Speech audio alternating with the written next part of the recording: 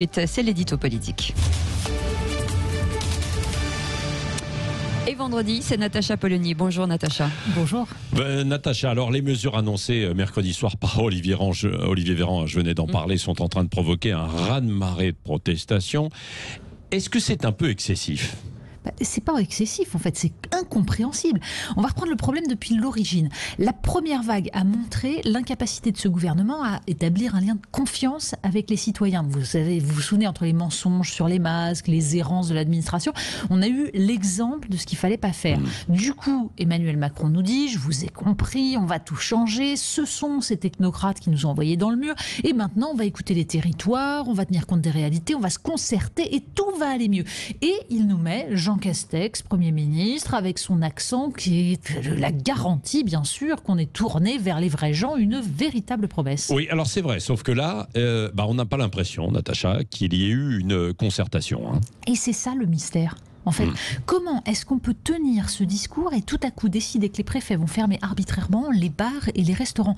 Politiquement, c'est absurde et démocratiquement, c'est lamentable.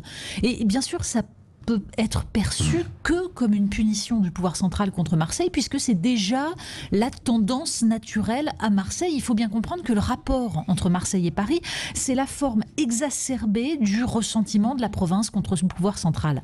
Marseille se vit comme humilié, abandonné. En fait, comme l'ensemble du pays, peut-être un peu plus que l'ensemble du pays se vit face à une administration convaincue de sa supériorité.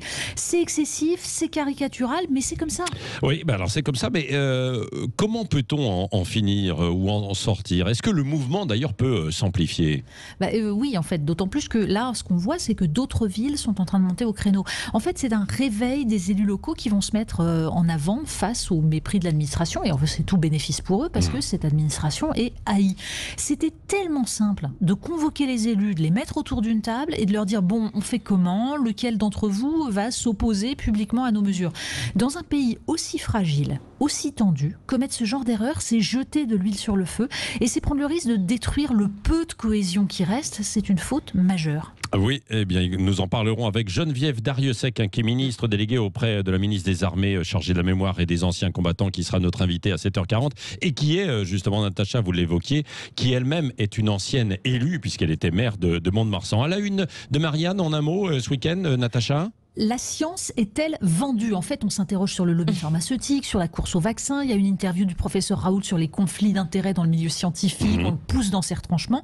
Et puis, il y a aussi une enquête absolument magnifique. Que reste-t-il de la culture pied noir ? Oui. Et puis enfin, une histoire de dingue, celle d'un zoo qui a été racheté par des militants de la cause animale, et ça devient un cauchemar pour les animaux. Ah, très bien. À suivre et à lire, surtout dans Marianne ce week-end. Merci, Natacha Polony, comme chaque vendredi matin sur Sud Radio. Et bon week-end.